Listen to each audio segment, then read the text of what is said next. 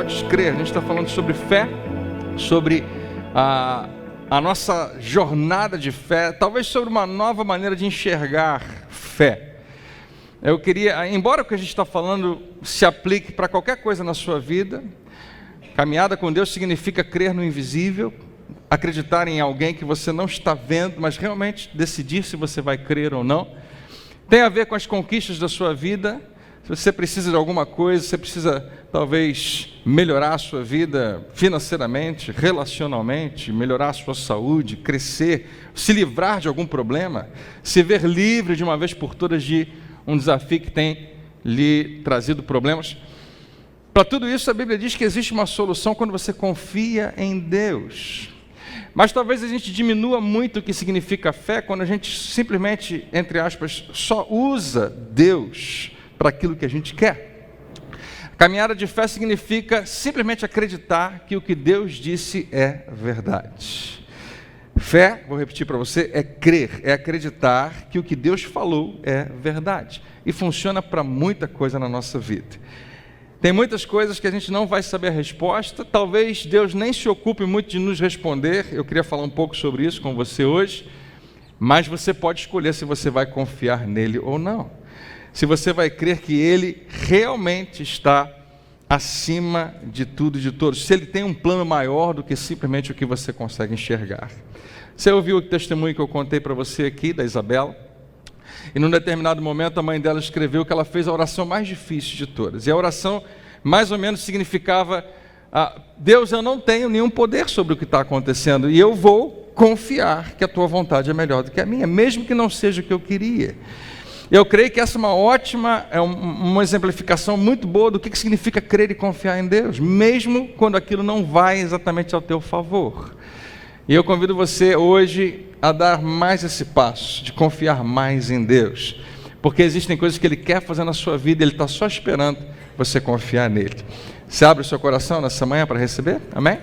Nós temos falado sobre fé, e a primeira expressão de definição que você vai encontrar no Novo Testamento sobre fé é quando o escritor aos Hebreus diz que fé é certeza e prova, ou certeza e convicção.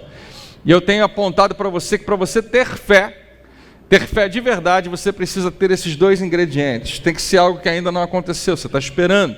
E tem que ser algo que você ainda não viu. Se você já está vendo, não precisa ter fé.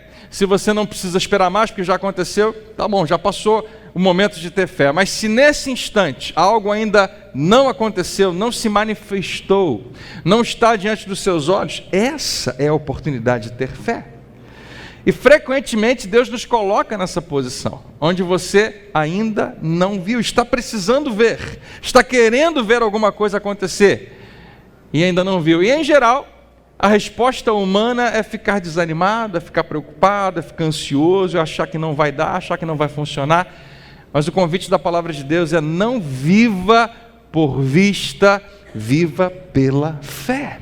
Viva pela crença de que alguém ama muito você, alguém muito grande, está cuidando de você, e é poderoso para te livrar, é poderoso para te sustentar, e é poderoso para te dar aquilo que você tanto precisa nesse momento. Você confia nele? Amém? Nosso convite é esse, que aumentemos a nossa confiança em Deus.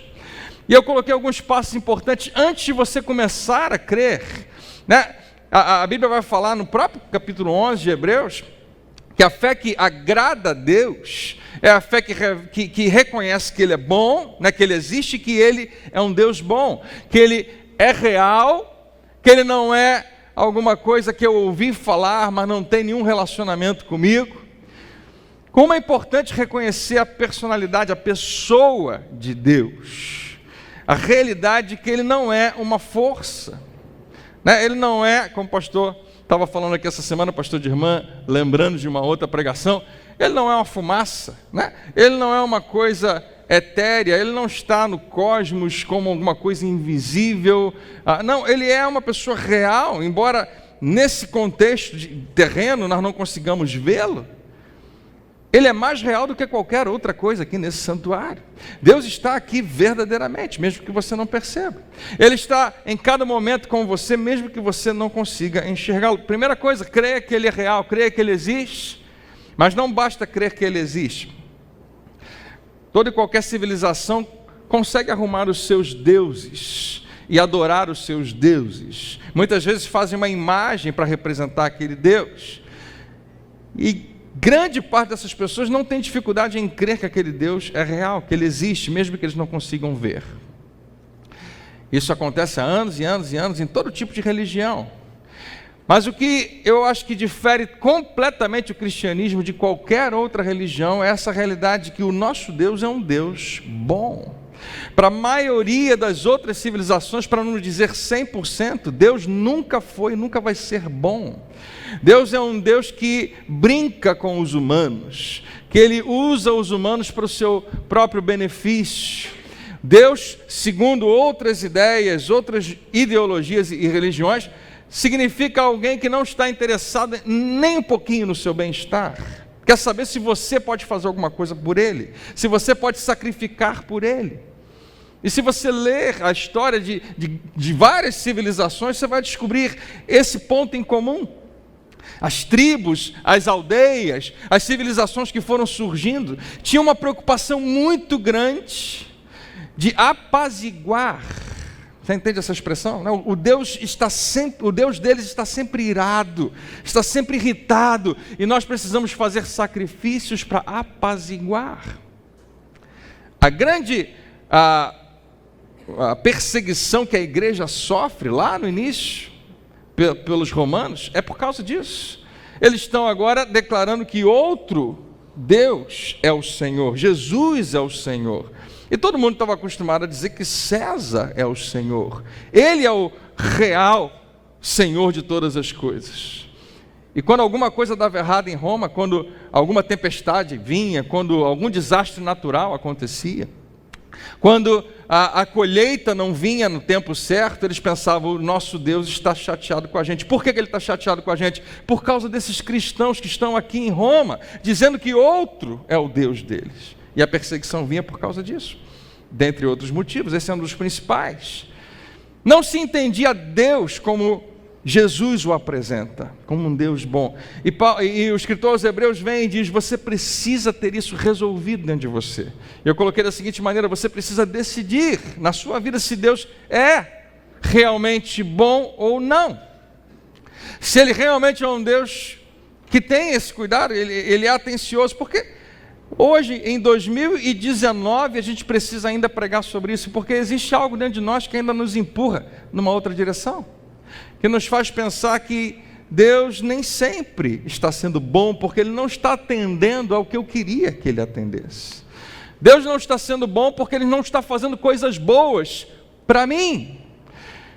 Mas quando Ele faz alguma coisa boa para mim, aí eu declaro que Ele é bom. Mas se Ele não fizer, eu questiono a bondade dEle. Se Ele é todo poderoso, por que Ele permite certas coisas acontecerem?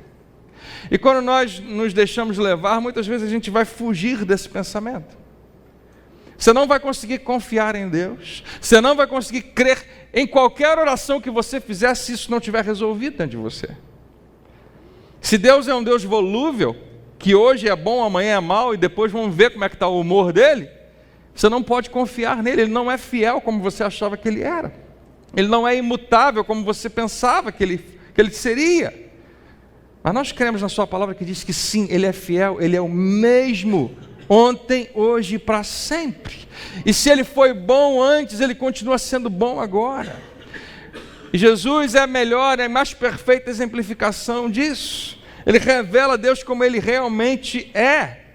E Ele diz: quem vê a mim, vê ao Pai. Você quer saber como é que Deus é? Olha para Jesus, você vai ver.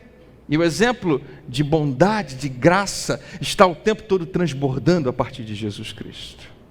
Especialmente quando Ele se entrega por mim e por você naquela cruz. Quem está acordado aí, diga amém. Segundo, você precisa ter a sua fé alicerçada na palavra. Se você acredita que Ele é bom, você vai acreditar que o que Ele estabeleceu, o que Ele falou, é bom também para você. Vai funcionar. E quando eu digo isso é porque é muito fácil ter fé no que você sente. É muito fácil ter fé no que alguém falou para você. É muito fácil ter fé numa pregação. Deixa eu falar uma coisa para você. Eu não tenho o menor pudor em dizer isso para você. Nem toda pregação que você ouve, você deveria acreditar. Que isso, pastor? Eu estou dizendo para você, eu acho que você sabe qual é o final da história. A Bíblia conta um caso de que havia uns crentes em Atos, numa cidade chamada Bereia, que eles faziam questão de tudo que eles recebiam e confirmar na palavra de Deus, porque é muito fácil você falar em nome de Deus e não ser Deus falando. É muito fácil qualquer pessoa dizer, Deus me disse, ou então Deus falou isso. E você sabemos disso, quanta confusão tem hoje. Tudo por causa de religião, porque pessoas adotaram um pensamento e uma ideologia a respeito de Deus que elas mesmas interpretaram. Deus é assim, e Deus é assado. Quando hoje você vê pessoas matando em nome de Deus, quando você vê hoje pessoas explodindo coisas em nome de Deus, elas estão bem sinceras e devotadas na crença que elas têm. Eu estou fazendo o que é certo. Deus me mandou fazer. E tantas outras coisas. Então, não é toda e qualquer mensagem. E eu estou falando para brasileiros daqui do século 21, para você que mora no Rio de Janeiro. Presta atenção no que você tem ouvido. Eu não estou julgando absolutamente ninguém. Mas você precisa julgar. A Bíblia diz que toda e qualquer palavra que um homem diga em nome de Deus, você tem direito de julgar. Identificar se aquilo é de Deus realmente para você. Quem está vivo aí, diga amém. Porque a sua fé não pode estar alicerçada na crença de outras pessoas. A sua fé precisa estar alicerçada na crença que você tem no que Deus falou, na sua palavra, que Ele falou com você. Amém? Terceiro, não se permita, a gente falou semana passada, uma vida de pecado e práticas erradas. E aí, se você não estava aqui semana passada, você talvez não entenda essa expressão. Pastor, eu achei que Jesus já tinha resolvido a questão do pecado na nossa vida. Eu achei que por causa do sacrifício da cruz, eu nunca mais precisava me preocupar com o pecado. Não, eu e você sabemos que o pecado continua em algum nível destruindo coisas na nossa vida, destruindo relacionamentos, destruindo o futuro que a gente tinha. O diabo continua ocupado em roubar, matar e destruir. Ele continua na intenção de tirar um pouco daquilo que Deus te deu. Sim, Jesus resolveu o problema do pecado. Ele não tem mais o poder de te matar eternamente, de te levar para o inferno, porque você confiou no sacrifício e no sangue. O sangue é muito maior do que qualquer pecado. Amém?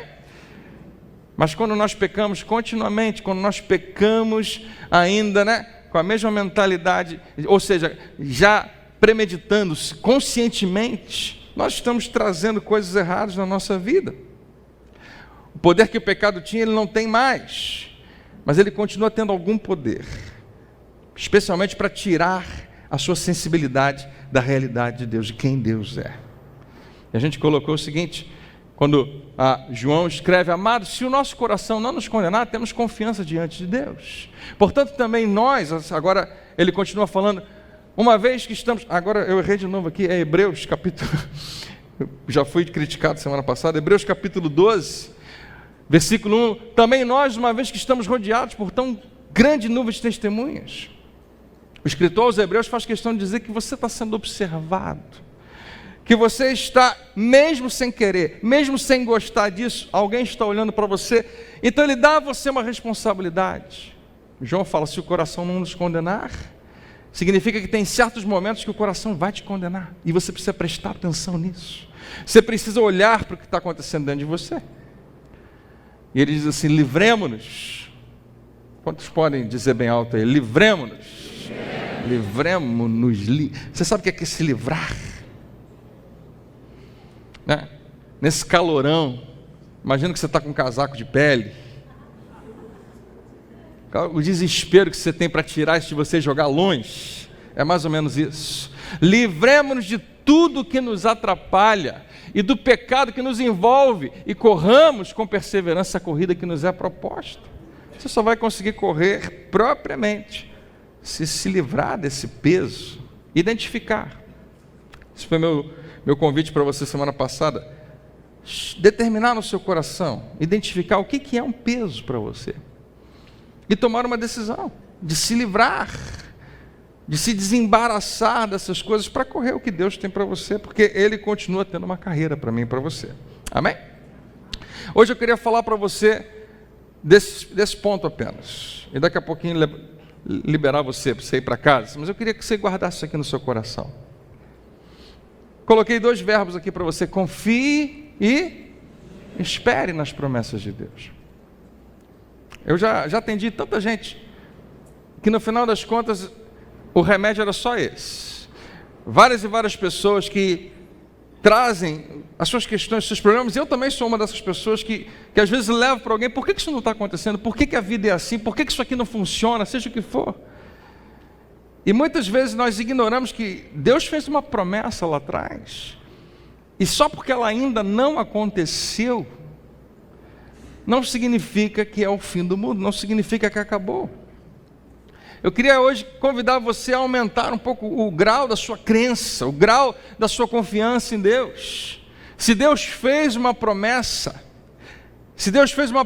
especialmente quando você lê o Novo Testamento, uma promessa na sua palavra, creia que ela pertence a você. Você pode se apropriar dela, você não precisa ter nenhuma dúvida. Se tem alguém que quer que a promessa não se cumpra na sua vida, não é Deus. É o nosso inimigo, é o diabo. A gente falou dele algumas semanas atrás. Ele é real, ele existe. A gente tem falado domingo à noite, né? Sobre a armadura de Deus. O diabo veio para roubar, matar e destruir, mas Jesus veio para que você tenha vida. Pensa um pouquinho, como é que você está nesses dias? Como é que você está começando 2019? O que tem deixado você feliz? O que tem deixado você triste? O que tem te frustrado? Porque ainda não aconteceu. Pode ser alguma coisa que só você quer, só a sua carne quer.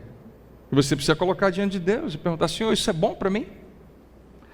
Mas se é algo que Deus prometeu a você, se é algo que Ele disse que pertence a você, Deus quer hoje que você renove a sua crença, a sua confiança nele. Saiba que Ele está cuidando, Ele está preparando um caminho para você.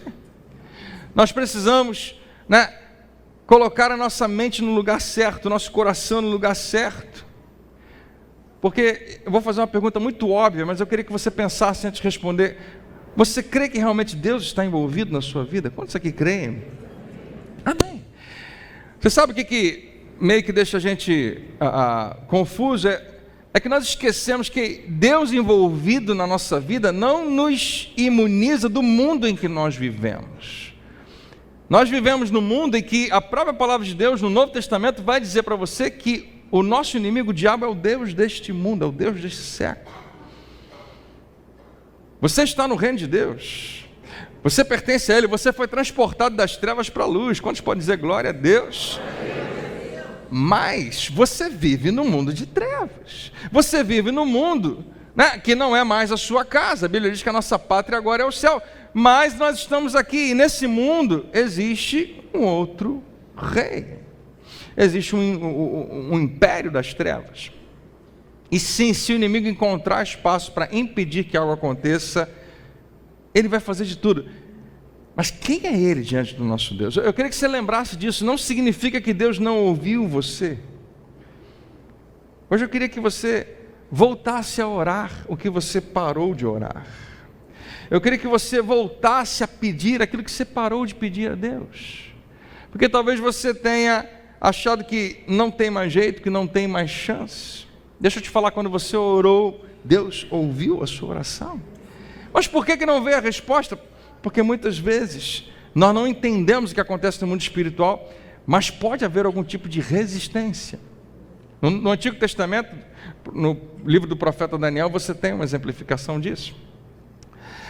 Um anjo aparece para Daniel e ele escreve da seguinte maneira, que o anjo diz a ele: Daniel, eu adorei esse versículo, você é muito amado.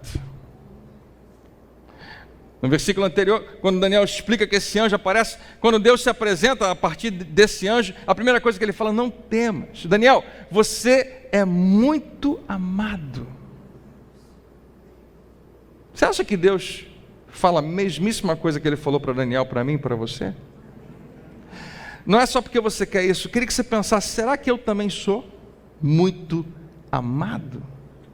Deixa eu te falar, qualquer pessoa no Antigo Testamento, na Antiga Aliança, que tivesse um relacionamento bom com Deus, era obviamente taxado como Daniel de alguém muito amado, Por quê? Porque era um servo de Deus, porque estava perto de Deus, porque buscava Deus. Você vai ver nesse versículo que essa é a grande questão. Daniel está buscando a Deus. Mas no Novo Testamento, você não é mais um servo, você se torna um filho de Deus. Se Deus chega para um servo dele e diz que você é muito amado, o que você acha que ele vai dizer para o filho ou para a filha dele?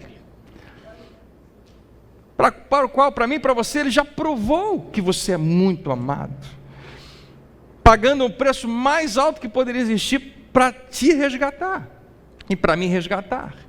Então eu queria que você deixasse que essas palavras ecoassem dentro de você, como se Deus estivesse bem na tua frente falando a mesma coisa, dizendo o seu nome. Você é muito amado, muito amada. Lembra que eu falei para você, você só consegue ter fé se você acreditar que Ele é bom, que Ele te ama. E ele continua o anjo dizendo, preste bem atenção ao que eu vou falar. E Deus, através desse anjo, dá uma instrução a Daniel, que ele precisa prestar atenção. Levante-se, pois eu fui enviado a você. Interessante. Daniel, preste atenção, Deus está em ação, Deus não está parado. Eu fui enviado a você, eu queria que você se alegrasse, ficasse certo de que Deus está olhando e observando o que você está fazendo, e Ele te deu uma resposta. E Ele explica por que Ele está enfatizando isso. E Ele prosseguiu, não tenha medo, Daniel, desde o primeiro dia em que você decidiu buscar entendimento, e eu fiz questão de chamar a sua atenção, decidiu buscar entendimento. Está falando de alguém que não está interessado apenas no que Deus tem para fazer por mim, mas o que eu preciso aprender, o que eu posso fazer nessa direção. Você viu antes da oferta que o pastor Dirman falou algumas frases importantes aqui? Ele usou essa expressão, que nós precisamos crescer no entendimento. Nós, na hora de ofertar, muitas vezes temos um entendimento muito pequeno do que aquilo significa. A maioria de nós pensa, eu trabalhei, eu ganhei esse dinheiro, eu preciso saber administrá-lo propriamente para a minha vida. Por um lado, você está sendo muito responsável, talvez, por outro lado, você está esquecendo que quem te deu aquilo foi Deus. E Ele é poderoso para te dar muito mais se você apenas confiar nele. Às vezes a gente acha que não, quem deu foi eu mesmo, foi eu que corri atrás, foi o meu patrão, foi o meu emprego, foi o meu trabalho. Mas quando a gente aumenta o nosso entendimento, a gente pensa o seguinte, é Deus quem me sustenta. Se ninguém mais me sustentar, eu confio nele para me sustentar. Tudo que Ele me dá, Ele não me dá apenas para eu administrar para mim mesmo. E a gente vai falar um pouco mais sobre isso nesse ano, como é importante a gente entender a cultura de ser generoso, de abençoar, de dar. Deus ama quando você abençoa outras pessoas. E você abre uma porta para Ele te dar muito mais. O que é isso? É crescer no entendimento a respeito disso, de dar e receber. Quando a gente fala sobre cura divina e ser curado por Deus, existe uma mentalidade que precisa ser quebrada dentro de nós. Para muitas pessoas, doença pode ser vontade de Deus também na nossa vida. Deus pode usar aquela doença com algum propósito. Nós precisamos crescer no entendimento que a sua palavra diz que Ele veio para nos curar, que Ele é o Senhor que nos sara, que Ele não tem nada a ver. Existe um inimigo que vem para roubar, matar, destruir. Jesus fala, eu vim para destruir as obras de Satanás. Jesus não vai contra Deus, Ele vai contra o inimigo. Se foi Deus que colocou essa doença em você, por que Ele vai curar você? Não, Ele não colocou essa doença em você, mas Ele é poderoso para curar você. Amém? Buscar entendimento. Daniel, você decidiu. Você não apenas pensou que isso é bom. Eu vou à igreja, eu vou receber a palavra e vai ser muito bom. Não, você não decidiu apenas concordar com a mensagem, você decidiu buscar entendimento e humilhar-se diante do seu Deus. Deixa eu explicar mais uma vez para você. Humildade não é se achar pequenininho, pobrezinho. Humilhar-se é reconhecer a verdade, a realidade. Humilhar-se diante de Deus significa não a minha vontade, mas a tua vontade. Não o que eu penso, mas o que o Senhor pensa. Porque a gente discorda de Deus, sim, muitas vezes. E humildade significa, não importa o que eu penso, eu vou ficar com o que o Senhor pensou. Eu não entendo, eu não acho que é assim, eu não acho que isso funciona, mas eu quebro completamente aqui o meu orgulho e me humilho diante do que o Senhor falou. E eu vou crer que a tua verdade vai ser a minha verdade. Eu estou indo rápido demais nisso, mas eu queria que você guardasse esse princípio. O anjo chega para Daniel e falou: cara, eu queria que você soubesse que desde o primeiro dia em que você decidiu buscar entendimento e se humilhar diante do seu Deus, você sabe que eu poderia pegar tudo que está em amarelo aqui e resumir num verbo só? Desde o dia em que você se rendeu de verdade, suas palavras foram ouvidas, e eu vim em resposta a elas. Eu vim, você orou, Deus ouviu, e eu vim. Mas ele explica algo interessante que talvez os melhores teólogos tenham dificuldade de explicar isso propriamente. Ele fala: mas o príncipe do reino da Pérsia me resistiu durante 21 dias. É um anjo que está falando isso para Daniel, um anjo, um ser celestial. Quando ele fala que um príncipe de um reino o resistiu, eu queria que você compreendesse que provavelmente ele está falando de uma luta espiritual com um outro ser espiritual, que esse príncipe não é uma pessoa humana, mas é um ser espiritual, possivelmente, o que a Bíblia chama de uma potestade, ou um principado do ar. E ele falou: houve uma resistência, você falou, você decidiu, você se rendeu, você orou, Daniel, e eu vim. Mas não se engane, Daniel, demorou para a gente chegar porque houve uma resistência. Quando as coisas não acontecem no seu tempo, eu preciso me lembrar disso. Quando as coisas não acontecem no tempo que eu queria, eu preciso me lembrar que sim, existe uma resistência espiritual. Mais uma vez, nós estamos falando de Antigo Testamento. Existe uma diferença para o que acontece comigo e com você na Nova Aliança. Mas o princípio não está aqui por nada. A realidade de que existe uma resistência espiritual, ela está sendo aqui para mim e para você esclarecida na palavra, para que a gente entenda que esse princípio é real, isso acontece. E ele falou: durante 21 dias demorou, do dia que você decidiu e você orou, até eu conseguir chegar hoje com essa resposta. Aí eu pergunto para você: Deus só respondeu no 21º dia? Não, Deus enviou a resposta no primeiro dia. Ele falou desde o primeiro dia, está lá, desde o primeiro dia em que você decidiu. Mas a resposta não veio imediatamente. Deixa eu falar uma coisa para você, o que eu creio, não sei se aplica a todo mundo, mas eu acho que muitos aqui, Deus ouviu quando você orou. Você ouviu o que eu disse? Deus ouviu, e Ele responde, e eu creio que Ele já enviou a resposta. E eu não sei, hoje, como cristão da Nova Aliança, que eu e você somos, se existe qual tipo de resistência que uma resposta pode encontrar, mas eu tenho base para crer que isso é real. Então deixa eu falar para você, se ainda não se concretizou, o que você faz? Eu convido você a permanecer firme na sua fé.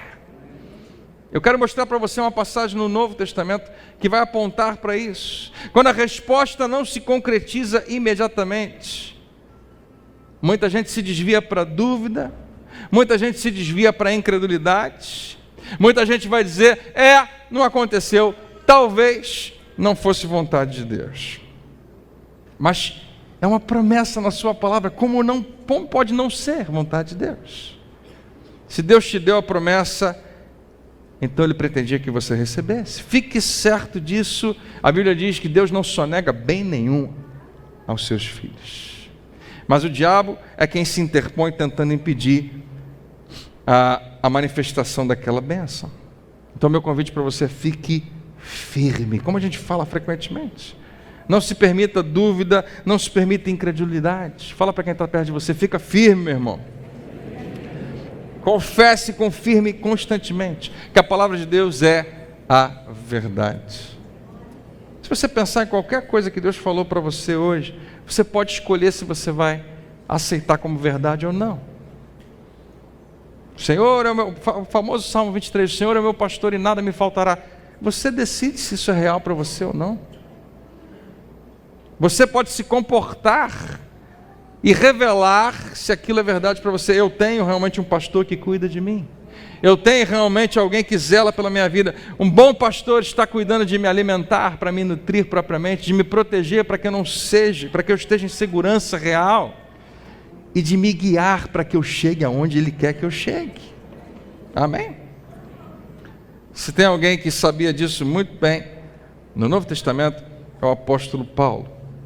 Paulo confiava e esperava firmemente.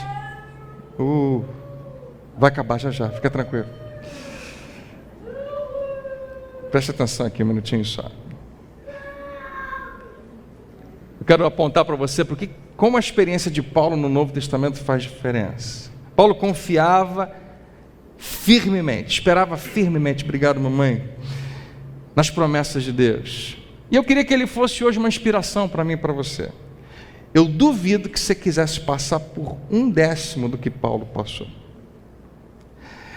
Mas a gente passa por situações semelhantes, porque Deus, Ele sabe muito bem, Ele não é quem provoca na nossa vida os males, as tempestades, os desertos. Nós tomamos decisões que nos levam a essa posição, mas Ele é especialista em aproveitar momentos como esse para nos fazer crescer.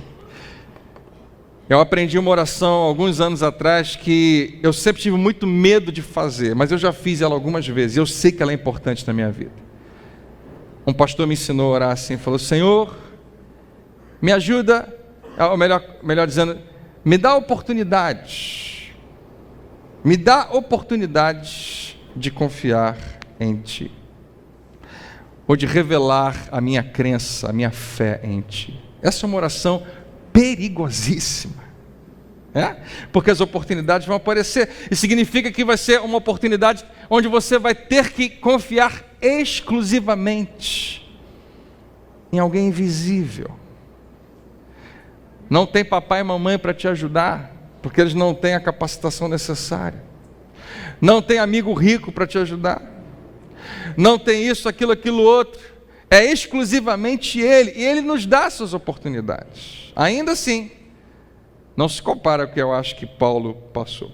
No final do livro de Atos, a Bíblia conta que Paulo, depois de ter acontecido um monte de coisa na vida dele, é finalmente preso e levado para Roma. Só que nesse caminho para Roma não é um caminho simples e rápido. Algumas viagens precisam acontecer, especialmente no finalzinho. Conta-se sobre uma viagem de navio, em Atos capítulo 27. E antes de sair, Paulo sabe que tem alguma coisa errada, que não vai funcionar, não vai dar certo aquela viagem. Mas ele não tem muita opção, ele é um prisioneiro. Ele tem alguma voz, mas não necessariamente alguém quer ouvir. E Paulo, em determinado momento, fala, logo depois que ele sai, em algum momento, a Bíblia conta que eles saem de uma cidade, vão para outra cidade, mudam de cidade, estão preocupados porque o inverno naquela cidade vai ser muito ruim, então eles têm que sair daí logo. E Paulo fala: olha, vocês estão tomando decisão com base no entendimento de vocês, mas eu queria que vocês soubessem que Deus está me dando uma direção. E preste atenção nisso. Paulo os advertiu: senhores, vejo que a nossa viagem será desastrosa. Já pensou você sair de casa com essa palavra? Vamos fazer um passeiozinho ali para Minas, né? Não foi o melhor exemplo. Eu peço perdão, nós estamos orando pelo pessoal lá de Brumadinho, mas vamos fazer uma viagem para outro lugar, e alguém chega para você e fala: vejo que será desastroso. Que isso, está maluco? A gente está preparado para isso, para aquilo outro, vai ser diversão, vai ser bom. Vai ser desastroso, e acarretará em grande prejuízo para o navio. A gente não pode ficar sem navio, para a carga e também para a nossa vida. Paulo está apontando para eles: olha, nós estamos correndo risco de vida. Você pode ser gravemente ferido nessa viagem ou até morrer. A palavra de um cara como Paulo, para mim e para você, talvez fosse suficiente para a gente interpretar da seguinte maneira: Deus fala através desse cara. Eu não vou nem pensar em arriscar. Mas quem está ouvindo é um outro grupo de pessoas que não compreende Paulo dessa maneira. E a Bíblia diz o seguinte: mas... E agora vem 3 personagens aqui nessa história que têm muita autoridade. O centurião, o cara responsável pela prisão de Paulo, em vez de ouvir o que Paulo falava, por que a Bíblia se ocupou de colocar esse versículo ali? Deixa eu te explicar. Porque ele tinha a opção. O centurião podia escolher diferente, sim. A gente acha que tudo que acontece é fatalista, tem que ser daquele jeito. Foi o destino que quis assim. Foi Deus que estabeleceu. Não. Ele tinha uma decisão a tomar. Eu vou ouvir o que Paulo está dizendo? Ele decidiu não ouvir. E em vez de ouvir o que Paulo falava, seguiu o conselho do piloto e do dono do navio. Tem um centurião, autoridade. Tem um piloto, alta autoridade, né? E tem o dono do navio. Olha, tem um cara aí falando que é melhor a gente não ir. Ele está falando que todo mundo vai morrer. Ah, é? Não estou nem aí. Vou fazer o que eu acho que tem que ser feito. Vou fazer os meus planos. Vou fazer o que eu... E não quero nem saber o que ele pensa. E a Bíblia faz questão de dizer, ao invés de ouvir um conselho, ele ouviu o outro. Me remete ao primeiro salmo. Bem-aventurado o homem que não anda no conselho dos ímpios. Porque ímpios têm conselhos para você. Eles têm uma voz, eles querem falar para você o que você deve e você não deve fazer. Eu não estou falando dos seus amigos ímpios. Eu estou falando do canal de televisão que você assiste, da internet que você também lê e ouve, de toda e qualquer informação que chega até você. Olha, eu fiz uma pesquisa numa revista lá e diz que porque eu sou leão, meu ascendente é em virgem, talvez eu não possa fazer isso, aquilo outro, então eu vou tomar uma decisão baseada nisso. Estou usando um exemplo bobo, porque tem muitos outros. Não, aqui está dizendo isso, aquilo, olha, o William Bonner falou isso, e a outra pessoa falou aquilo outro, e isso. Beleza. Claro, eu acho que informação pode ser útil, mas você precisa filtrar. Por causa de uma decisão aqui, a coisa ficou bem complicada. E se você continuar lendo, ele vai narrando toda a história de um desastre. Quando chega no versículo 18, fala assim, no dia seguinte, já está feio o negócio, tá? Sendo violentamente castigado pela tempestade. Já estavam sendo castigados, onda, vento, não tem céu, só tem nuvem, ninguém sabe onde estão as estrelas, ninguém sabe cadê o sol, não tem direção para lugar nenhum, eles não têm como o barco se movimentar para onde eles querem, o barco está sendo jogado. Que coisa horrível, ninguém sabe qual é a dor disso, ele está dias e dias e dias. Começaram a lançar fora a carga, né? Ele já tinha falado que ia perder a carga toda. E no terceiro dia lançaram fora com as próprias mãos a armação do navio. Então Paulo falou, vocês vão perder a carga, vão perder o navio, e qual é a próxima coisa? As próprias vidas. Não aparecendo nem o sol, nem estrelas por muitos dias, e continuando a bater sobre nós grande tempestade, finalmente, perdemos toda a esperança de salvamento. E perdemos está na primeira pessoa. Paulo também perdeu a esperança. Você sabe por quê? Deixa eu te explicar. Houve um dia que Paulo morreu. Teve um dia que Paulo morreu, podia ter sido esse dia. Não teria o menor problema para ele chegar e falar, eu completei a carreira. Deus me usou, eu fui uma bênção para muita gente, vou morrer aqui nesse navio. Ele achava que tinha acabado, mas perdemos a esperança, porque não tem jeito, ninguém vai nos salvar, não tem como. Mas ele continua. Visto que os homens tinham passado muito tempo sem comer, a coisa estava feia mesmo. Paulo levantou-se diante deles e disse, eu não falei? Bem feito. Quem mandou não me ouvirem? Agora todos nós vamos morrer e a culpa é de vocês. Não está escrito isso não, gente. Mas tem coisa pior do que alguém falar para você, eu não falei?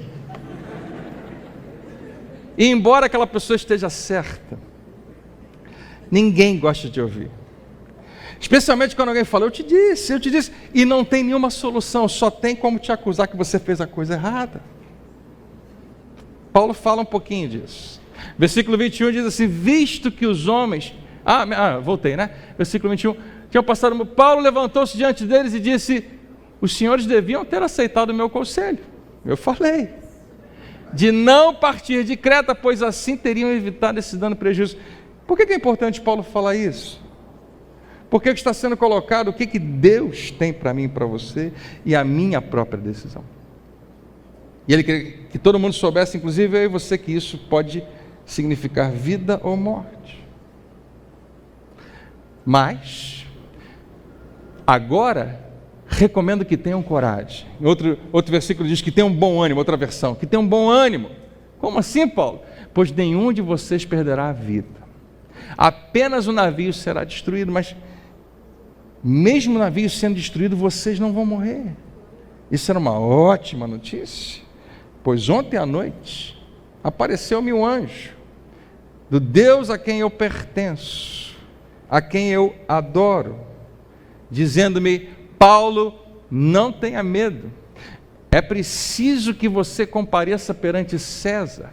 Deus, por sua graça, deu-lhe a vida de todos os que estão navegando com você. Deixa eu parar um minutinho aqui nesse versículo, só para você entender o que Paulo está dizendo, porque eu acho que aqui a gente repensa a nossa fé. Tem duas expressões aqui: é preciso e por sua graça.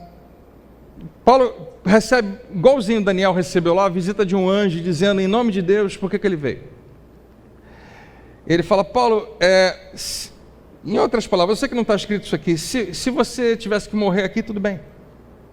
Não é o fim da sua história, você vai continuar vivendo eternamente com o seu Deus. Ninguém gosta de ouvir isso, né? Que morte seja uma opção. Mas era. Poderia ter terminado ali a história deles. Mas ele falou: mas Deus tem um plano maior do que o que você consegue enxergar. É preciso. Não é preciso para Paulo, não é preciso para quem estava com ele, era preciso para Deus.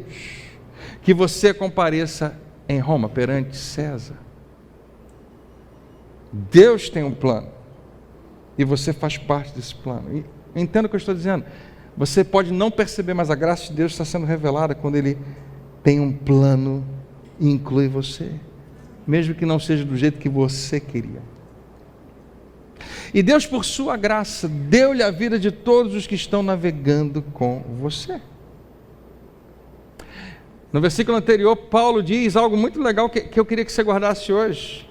Deus, a quem eu pertenço e a quem eu adoro. Pertencer e adorar. Adorar significa, nesse caso, servir. São 3 declarações muito positivas. E o final do versículo diz assim: tenham ânimo, senhores, porque eu creio em Deus. O navio está quase afundando, está todo mundo quase morrendo, e ele diz: eu creio, eu confio em Deus, que acontecerá conforme me foi dito. E em fração de segundos, nada aconteceu. Eles passaram ainda alguns dias, até parar numa ilha, e perderam o navio todo, e aconteceu exatamente como Paulo falou: ninguém morreu. As 3 declarações que Paulo faz, que eu queria que você guardasse, são: eu pertenço a Deus. Você sabe de quem você é? No meio das suas tempestades, você tem que se lembrar quem é o teu dono, a quem você pertence. Eu não pertenço a ninguém, pastor André. Eu sou eu mesmo. Engano seu. Se você não pertence a Deus, você pertence a alguma outra coisa. Mas a quem você pertence? Paulo tinha essa consciência. Hoje Deus quer que você lembre disso, que Ele é o teu dono. A gente vive num tempo onde ninguém gosta desse negócio de alguém ser meu dono. Tem marido e mulher que não gosta dessa expressão: é minha esposa, é meu marido, eu pertenço a ele, eu pertenço a ela. Eu particularmente acho honroso, acho bonito, eu acho apropriado e bíblico. Sim, Deus nos fez para pertencer. A Bíblia fala que nós somos membros uns dos outros, mas mais do que qualquer outro.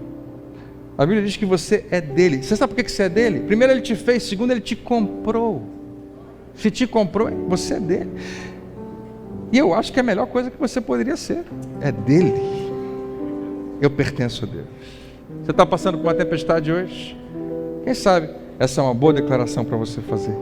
Eu sei a quem eu pertenço. Eu sei quem é o meu dono. Ele continua dizendo: eu sirvo a Deus, eu adoro a Deus. Eu não sirvo a outros. É uma decisão que você toma de servir. Porque uma coisa é pertencer, a outra coisa é você responder. a quem Ele é para você. E finalmente, eu confio em Deus. Eu confio que o que Ele falou é verdade. Um anjo veio e falou comigo, e Paulo diz assim: eu acredito que vai acontecer exatamente como me foi dito. E aconteceu. É um naufrágio que acontece. Eles ficam sem nada numa ilha. E o que acontece depois é milagroso. O que acontece depois é impressionante. Como Deus continua sustentando eles, e ele chega até Roma. Mas ouça,